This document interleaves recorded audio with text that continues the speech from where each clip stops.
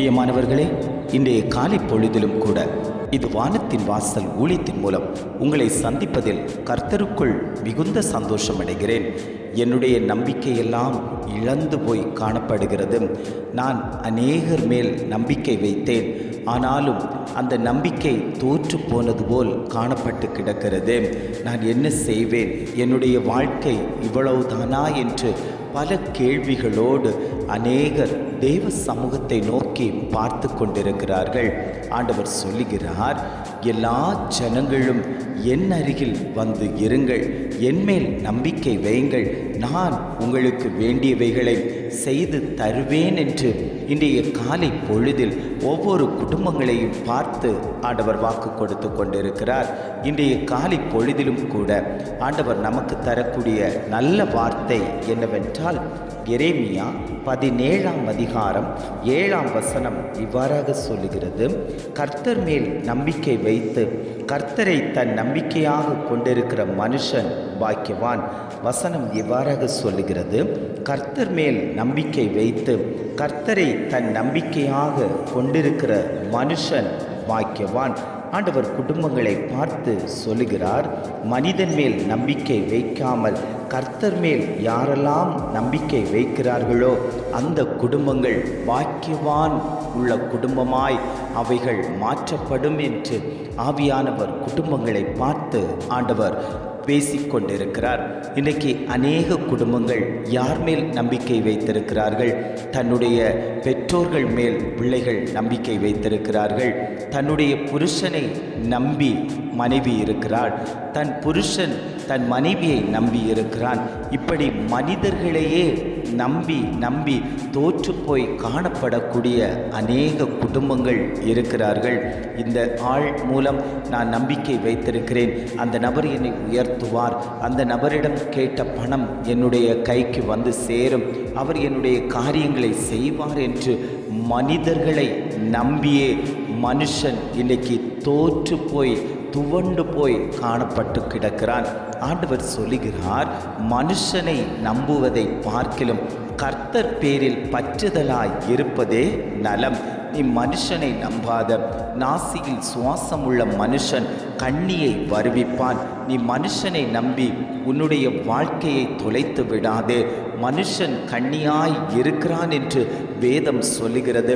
இன்றைக்கி அநேக குடும்பங்கள் பாவ வழிகளுக்குள் சிக்குண்டு கிடக்க காரணமே மனுஷனை நம்பியே அவர்கள் எழும்ப முடியாமல், கடன் வாங்கித்தாரே, அந்த காரியம் செய்து தாரே, இந்த காரியம் செய்து தாரே, உங்களுக்கு நான் உதவிகரமாய் இருப்பேன் என்று சொல்லி பாவ வழிகளுக்குள் தள்ளி அவர்களை அமிழ்த்தி கொண்டிருக்கக்கூடிய மனிதர்கள் மத்தியில் நாம் வாழ்ந்து கொண்டிருக்கிறோம். நாம் ஒன்றை புரிந்து கொள்ள வேண்டும், நம்மை உருவாக்கினவரும் நம்மை சிருஷ்டித்தவரும் நமக்கு ஜீவ சுவாசத்தை தந்து இந்நாள் வரைக்கும் கர்த்தர் பாதுகாத்து வைத்திருக்கக்கூடிய அந்த தேவனை நாம் நம்பி இருப்போமேயானால் நம்முடைய வாழ்க்கையில் பெரிய அற்புதங்கள் நடக்கும். நம்முடைய வாழ்க்கை மேன்மையாய் மாற்றப்படும்.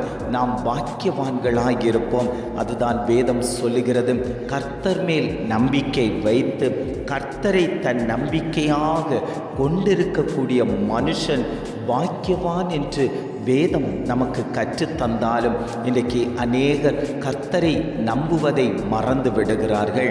அவர் சொன்ன வாக்குத்தத்தங்களை மறந்து விடுகிறார்கள். அதிகாலையில் ஆண்டவரோடு நடக்கக்கூடிய அந்த அனுபவத்தை மறந்து விடுகிறார்கள். உலகத்தையே நம்பி ஓடி கொண்டிருப்பதால் இன்றைக்கு நான் பிஸி என்கிற நிலையில் தள்ளப்பட்டு இருக்கிறேன். ஆவியானவர் குடும்பங்களை பார்த்து சொல்கிறார், உலகம் வேகமாக ஓடிக்கொண்டிருக்கிறது. பொல்லாத உலகத்தில் வாழ்ந்து கொண்டிருக்கிறோம். பொல்லாங்கன் கிடக்கக்கூடிய இந்த உலகத்தில் நாம் இருந்து கொண்டிருக்கிறோம். நாம் ஞானமாய் அறிவாய் இந்த உலகத்தில் ஒவ்வொரு காரியத்தையும் நாம் செய்யும்போது கர்த்தர் நம்மோடு கூட இருப்பார். அவரை நாம் நம்பிக்கையாக வைத்து அவரை நமக்கு முன்பாக நிறுத்தி, ஆண்டவரே இந்த காரியத்தில் நீர் பொறுப்படுத்திக் கொள்ளுங்கப்பா, இந்த தேவைக்கு நீர் பொறுப்படுத்திக் கொள்ளுங்க ஆண்டவரே, எல்லாவற்றையும் அவருக்கு முன்பாக நாம் சமர்ப்பிப்போமே ஆனால் கர்த்தர் நம்மை உயர்த்துவதற்கு, நம்மை மேன்மைப்படுத்துவதற்கு, நம்முடைய வளர்ச்சியை மேன்மையாய் வைப்பதற்கு அவர் உதவி செய்யக்கூடிய தகப்பனாய் இன்றைக்கும் நம்ம மத்தியில் உலாவிக் கொண்டிருக்கிறார். எத்தனை பேர் ஆண்டவரே என் வாழ்க்கையில் நீர் வாங்கப்பா, உம்மைத்தான் ஆண்டவரே நான் நம்பி இருக்கிறேன், உம்மைத்தான் ஆண்டவரே நான் நம்பிக்கையாய் வைத்திருக்கிறேன், எனக்கு முன்பாக வைத்திருக்கிறேன். அநேகர் என்னிடத்தில் வந்து சொல்லுகிறார்கள், நீ அந்த நபரை போய் பாரு, அந்த வழக்கறிஞரை போய் பாரு, அந்த எம்பியை போய் பாரு, அந்த அரசியல்வாதிகளை போய் பாரு, உன்னுடைய காரியம் நடக்கும் என்று அநேகர் என்னிடத்தில் சொன்னாலும் ஆண்டவரே எனக்கு அவர்கள் அல்ல முக்கியம். நான் ஆராதிக்கிற தேவன், நான் துதிக்கிற தேவன், அவர் எனக்கு முன்பாக இருந்து அவர் மேல் நான் நம்பிக்கை வைக்கும்போது என்னுடைய காரியத்தை கர்த்தர் பொறுப்படுத்திக் கொள்ளும்படியாய் ஆவியானவர் அந்த குடும்பங்களை பலப்படுத்தும்படியாய் திடப்படுத்தும்படியாய் நாங்கள் உம்மை நோக்கி பார்க்கிறோம் என்று எத்தனை பேர் வாஞ்சியோடு கேட்டுக்கொள்கிறீர்களோ அத்தனை பேருக்கும் ஆண்டவர் சொல்லுகிறார், அந்த அபிஷேகத்தை நான் உங்களுக்கு தரப்போகிறேன், அந்த கிருபையை நான் உங்களுக்கு தரப்போகிறேன். நீங்கள் என்னை நம்பி வந்திருக்கிறபடியால் நீங்கள் தோற்று போக மாட்டீர்கள், நீங்கள் துவண்டு போக மாட்டீர்கள். கர்த்தர் மேல் நம்பிக்கை வைத்து கர்த்தரை தன் நம்பிக்கையாக கொண்டிருக்கிற நீங்கள் பாக்கியவான்கள் என்று ஆண்டவர் சொல்லிக் கொண்டிருக்கிறார். அவர் சொல்லும்போது சொல்லுகிறார், நீங்கள் தண்ணீர் அண்டையிலே நாட்டப்பட்டதும் கால்வாய் ஓரமாய் தன் வேர்களை விடுகிறதும் உஷ்ணம் வருகிறதை காணாமல் இலை பச்சையாய் இருக்கிறதும் மழை தாழ்ச்சியான வருஷத்திலும் வருத்தமின்றி தப்பாமல் கனி கொடுக்கிறதுமான மரத்தை போல் இருப்பீர்கள். என்னிடத்தில் நம்பிக்கை வைப்பீர்களே ஆனால் நீங்கள் செழிப்பாயிருப்பீர்கள், மேன்மையாயிருப்பீர்கள். நீங்கள் வாய்க்கால்கள் ஓரத்தில் நடப்பட்ட மரத்தை போல் இருப்பீர்கள்.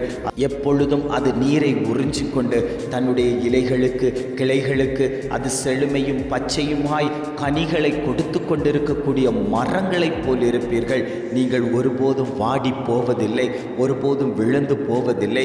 உங்களுடைய வேர் அந்த வாய்க்கால்கள் ஓரத்தில் அது ஆழமாய் பதிக்கப்பட்டிருக்கிறதுனால, கர்த்தருடைய கரத்துக்குள் நீங்கள் இருந்து கொடுக்கிறதுனால உங்களுடைய வாழ்க்கை மேன்மையாய் இருக்கும் என்று ஆவியானவர் குடும்பங்களை பார்த்து ஆண்டவர் பேசிக் கொண்டிருக்கிறார். மனுஷன் மேல் நம்பிக்கை வைப்பதை விட்டுவிட்டு கர்த்தர் மேல் நம்பிக்கை வைத்து நீங்கள் பழக ஆரம்பிக்கும் போது, ஆண்டவரே இந்த நாசியில் சுவாசம் உள்ள மனுஷன் எனக்கு கேடு விளைவிக்கிறவன், அவன் எனக்கு வேண்டாமப்பா, நீர் எனக்கு போதும் என்று எத்தனை பேர் கேட்டுக்கொள்ளுகிறீர்களோ அத்தனை பேருக்கும் ஆண்டவர் சொல்கிறார், அந்த அபிஷேகத்தை நான் உங்களுக்கு தரப்போகிறேன். உங்கள் குடும்பத்தில் ஒரு வெளிச்சம் உண்டாக போகிறது, இருளின் அந்தகாரம் மாற்றப்படுகிறது, நீங்கள் பாக்கியவான்களாய் பாக்கியவதிகளாய் இருப்பீர்கள் என்று ஆவியானவர் குடும்பங்களை பார்த்து அவர் பேசிக்கொண்டிருக்கிறார்.